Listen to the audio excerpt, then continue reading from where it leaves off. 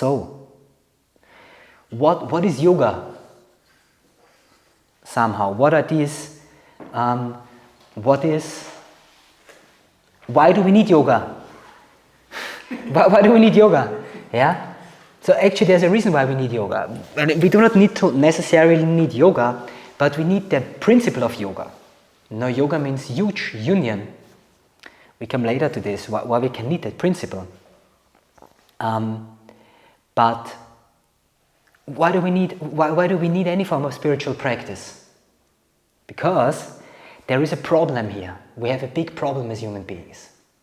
And it's really a problem. Every human being experiences that problem. Sometimes when you are very young, you do not know the problem yet. But you experience the problem, but you do not know it yet conceptually. When you get older, you start to get to know the problem. Some people then, when they're old, they start to suppress the problem or look away or become less and less alive in order to hide from the problem. One way to avoid the problem is death, by the way, on different levels in that sense. Drinking alcohol is a way to avoid the problem. Smoking too much is a way to avoid the problem. Hunting physical pleasures, sex, money, power is also a way to avoid the problem. You know, because you don't feel the problem anymore when you're busy with other things. What is the problem? The problem, we all know the problem. The problem is we do not know what's going on. And fundamentally, that's a problem.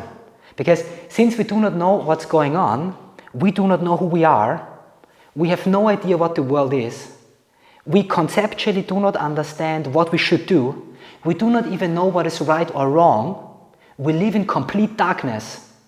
Literally. Maybe you can open your eyes and you can see a light ball shining, but as a matter of fact, you live in darkness. That's like very often what's the material. There is no light here. It's like there's this mantra, which is a very nice mantra about Kundalini, about Apara Shakti. It's Nomi Devim Sharira Shtam Nitriado Bhairavakriti Pravrin Megya Gyanya Vyoma Vidyuleka Vilasinim. And this mantra means, I bow down to the one goddess who resides in Bhairava's dancing form in a sky covered with dense storm clouds. Yeah, or who resides in Bhairava's dancing form like the lightning flash in a sky covered with dense storm clouds. And the sky covered with dense storm clouds is life. So she resides in Bhairava's dancing form. Bhairava's dancing form is the form where consciousness is dancing. It's like consciousness dancing is, you are consciousness dancing. Okay, you are just consciousness because you are aware, but you don't know what you're doing. You're just dancing around, you know? And sometimes you're jumping, you know, sometimes you're very happy. Now you're playing, okay? But why are you playing? What is the stage in which you play?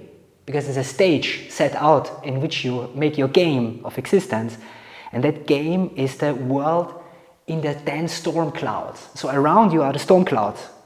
Maybe sometimes you see them, sometimes not, but the storm clouds is the drama of existence, the pain, the suffering, death. You know, like Buddha said, life is suffering. It's not only suffering, don't worry, but the stage is suffering, you know. People are hunting for their children die. People want to get rich, the war comes, bombs everything down. People are young, very proud, then they get old, they die. It's drama. Yeah? That's the dense storm clouds. And in a way, this is problematic for us because we don't know what to do. So this condition of not knowing what's actually going on is called the condition of ignorance in yoga. And this is not a curse or something, but it's a fact. You know, like even with your rational mind, you can understand your ignorance. In that sense, for example, we have physics, and physics teaches us how ignorant we are. Yeah, that we actually do not understand anything about the framework of reality. What I said, for example, before about the whales and how they live in the water, you know? And the objects that we perceive around, you see, like, for example, you think there is a singing bowl here. Yeah, that's what you think. But the truth is that it's some kind of electromagnetic phenomenon that exists within time.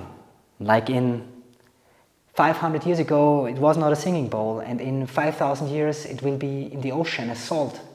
will not be here anymore. And so that thing, that even the time that you experience, in which you experience yourself, is a complete illusion. Because as a kid, you experience time going slow. As an old person, you experience time going fast. So how fast is time actually? Well, the answer is, time is not fast at all, because it's a dimension, it has no speed. Then the question is, why do you experience any progress of time? It's only because there is an observer within you, consciousness, that experiences the process of physics progressing and decides in a way for a certain speed of progression. But if I extract your consciousness out of the world, then there is no time, and for that matter, there is no singing bowl, because the singing bowl only exists in time. So there is no singing bowl. The singing bowl only exists because there are eyes that you have with which you can see them. But if you don't have eyes, then maybe there's a singing bowl to see. Because that electromagnetic phenomenon only exists through the chemistry in your eyes. But if you have no eyes, what is there to see? What is there to feel? If you have no ears, there's nothing to hear. There is no sound. Sound doesn't exist. There exists only this fluctuation of energy around you, and your senses extract objects around.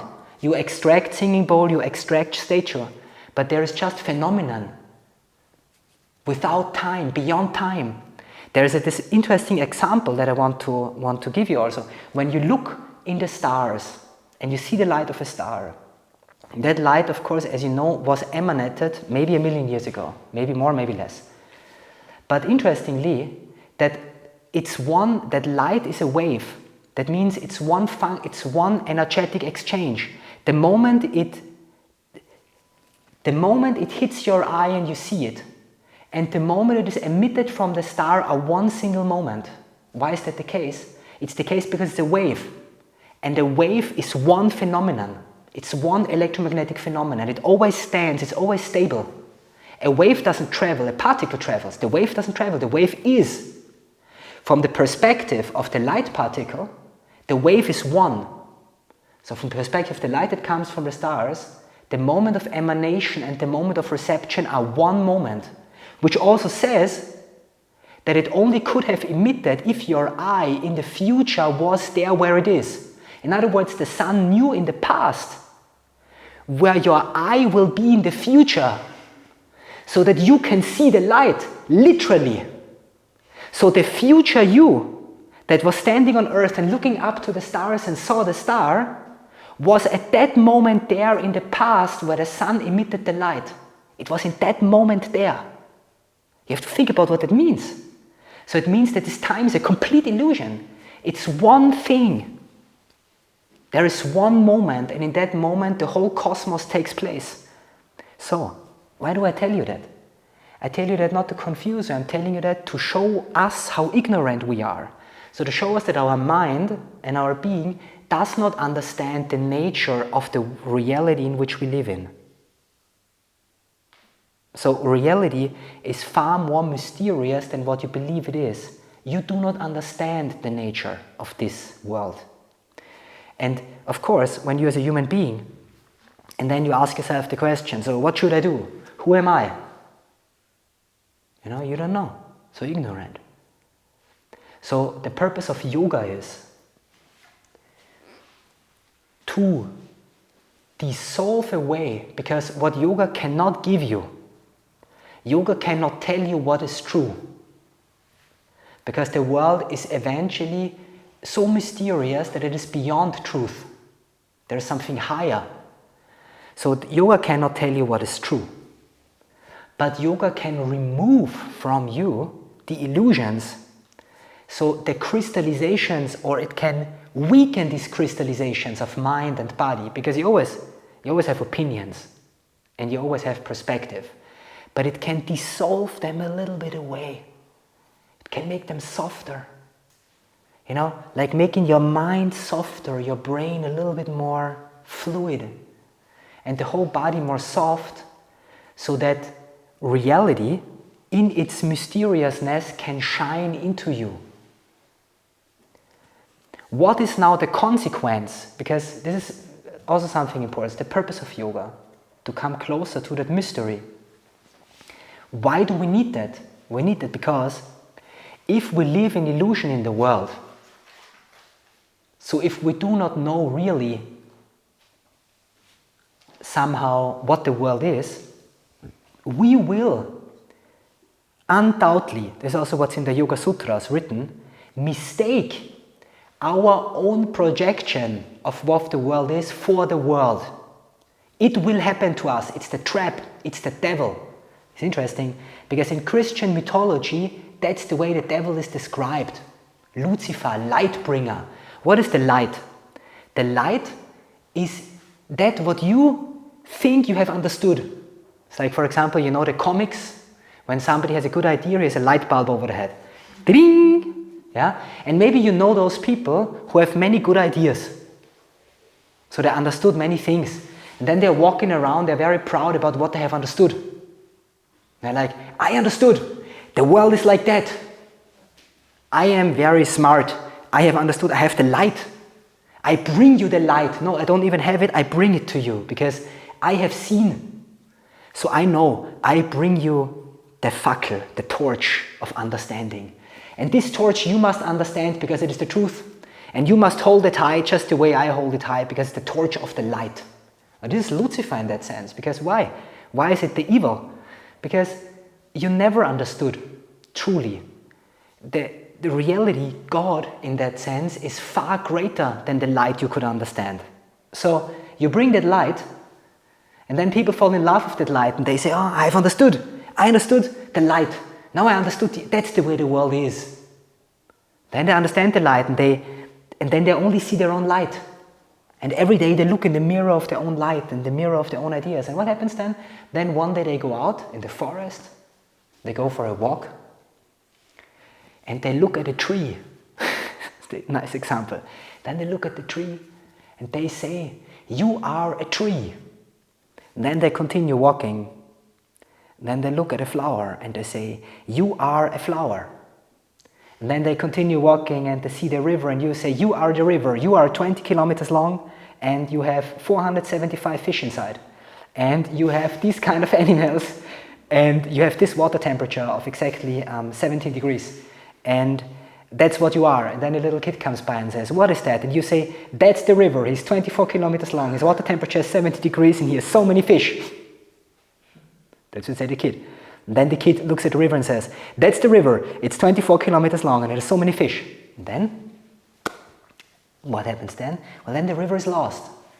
Then the river is gone. Next time the kid comes to the river says, this is the 25 kilometer long thing with that fish. And eventually it's 70 degrees. No, today it's 19, maybe. But what really happens is that the river is gone. What you see is the mental projection. So what you see is your own mind. And the tree is also gone. Because you said it's a tree. You don't see the tree anymore. A tree is gone. And you also don't see the flower anymore. You see the flower. Maybe you say a Scholzia californica. The species, if you are. Very good in differentiating. And that's it. Yeah? And that's a danger. Because at that moment you will become depressed. At that moment you become grumpy. At that moment you become afraid. Because then you walk out into the world and you do not experience the world anymore. You only experience the mind. And then you do not experience people anymore, but experience what you think that they are. And then you stop talking to other people because you know already what they have to say. And then you stop experiencing the genuine and you repeat only what you hear. And then you believe what you hear, and then the world becomes smaller and smaller. And one day you wake up and you say, no, my life is so useless. It's so horrible. I'm in darkness. You know, I am a loser. I'm sick. My friends don't like me. I have no job. I am bad. My job is not good. I am bad. And you become afraid. Maybe you become afraid of yourself, what you are. Then you wonder, what is life actually? And you think, yeah, there is these trees out there in the forest, but they all look the same, and there's this river, but I have known the river already, and there is this flower growing there, but I have seen this flower 50 times already, and your world is extremely small. And this is the cause of depression, sadness, terror, and illusion, because you sink deeper inside of yourself, because you're disconnected from the world. So this is what happens to many people. Really, it's like that. However, when the mind is dissolved away, regularly dissolved away, and when you understand that the actual reality cannot be understood, then the mystery of what life is like a wave. It comes in wave forms, it washes you through all the time. You walk out on the road and the mystery comes over you as amazement. And you see the cars and you are, whoa! You know, in the cloud, oh! You know? And reality is just amazing. It constantly is a pulse of that immense reality. And you never know what things are.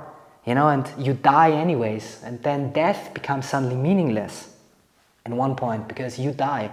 But this is normal, it's just like all things die. The fear of death is a concept. It's the concept of Buddha. There is only now. There will only always exist now. Now is when you die. Now is before you die. Now will be after you die. What do you worry? It is absurd. You know, it's only the mind that creates these fears. So, and this is something that, that is actually amazing. That's an antidote to the suffering. And not only it's an antidote to many things. So first the antidote to suffering, but it's also a gateway into truth. And that's even more. That's more than just not suffer. Because interestingly, there is a secret here I want to tell you about the philosophy of yoga, and here I grab ahead. There are many layers of that philosophy, because that philosophy had a development, evolutional development. Not every yoga philosophy is the same. Yogic philosophy developed. Yeah? In that sense, there are layers of yogic philosophy that say the world is illusion. That's what we have figured out, and that's why you must leave the world, because it is illusion. That's one layer. It's very early yogic philosophy, you know, Sankhya philosophy. This is Sankhya philosophy. This is Buddhist philosophy also, because Sankhya and Buddhist philosophy is basically the same philosophy. This is like 800 before Christ, developed there in India. And then, but there is another philosophy that comes later. It also comes with Sri Aurobindo, this integral yoga. Yeah? And that says, true, the world is an illusion and the world is suffering, but there is something about the world that is very interesting, and that is that there is will inside the world. This is what the yogis figure out when the yogis meditate. It's also in the Yoga Sutras inside, but Patanjali doesn't follow that track. He names it, but he's too much in his way of practice that he follows that track, that there is will. He says all things emerge desire, icha. Yeah, and there is a cosmic desire, and that cosmic desire brings things into being. It creates things. So there is, if there is a will behind the world, it means there is a meaning behind the world. Because when the world is only suffering, the only meaning is that you should drop out as fast as possible by meditating in a cave and leave all this shit behind. This you can cut out, of course. So to leave everything behind. But this doesn't seem to be the meaning. So the meaning of the world is that there is actually evolution. And evolution has a reason, and the reason is the embodiment of spirit. This is something very esoteric actually, but it's not even something esoteric because it's actually also very materialistic in that sense that it's the reason why you really exist. If you ask yourself, why do you exist on a very material level, you exist to experience yourself. That's also why you don't want to die, by the way, because you want to experience yourself. Understandable. Interestingly, when I zoom out from you as an individual and I look at the whole group, then I can ask the question, why does the group exist? For the same reason. The group exists to experiences itself, including how that group interacts and forms a collective experience. And then you can zoom out over time and say, why does life exist in these groups?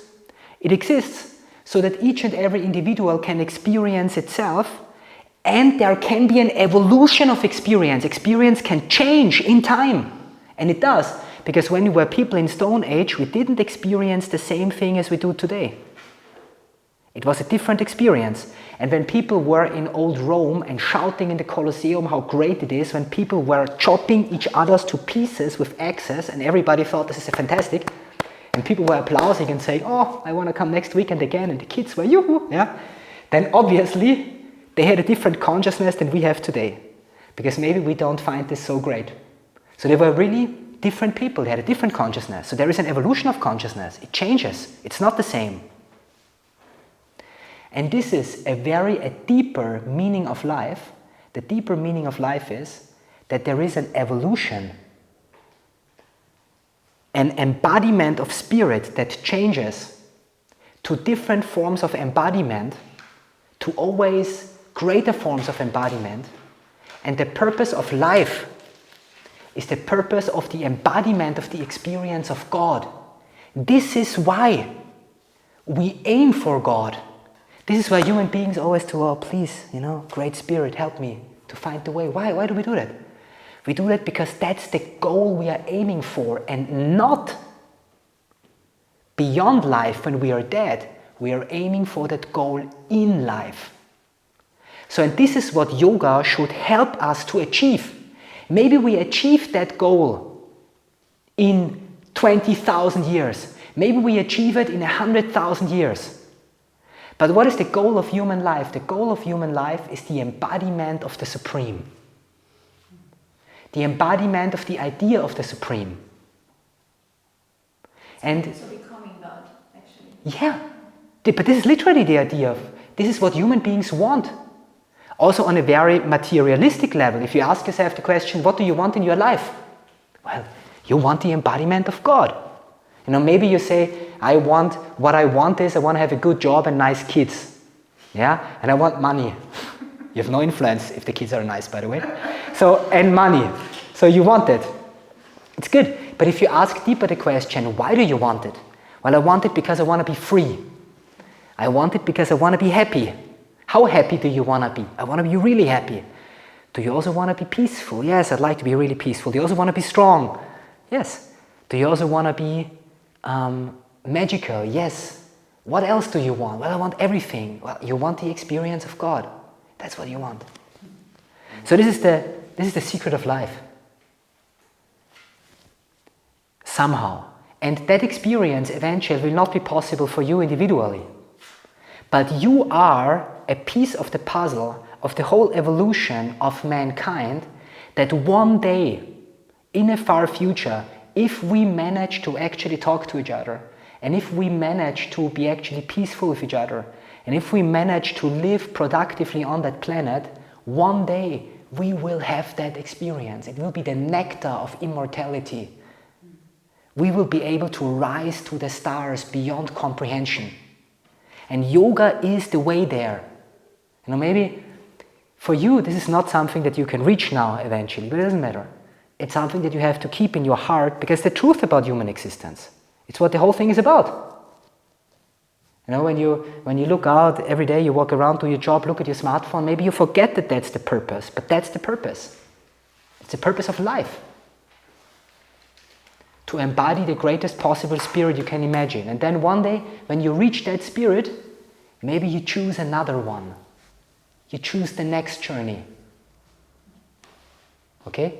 So this is according to Sri Aurobindo, according to Integral Yoga, according to Om Ananda Mahi, Chaitanya Mahi, Satya Mahi, Parami Om. Because that mantra actually means, it invokes the goddess in her aspects. The goddess is the power of evolution that should bring us there at one point. Ananda is the bliss. Ananda Mahi, Chaitanya Mahi is she as consciousness. Satya Mahi is she as truth. And Parami is she supreme.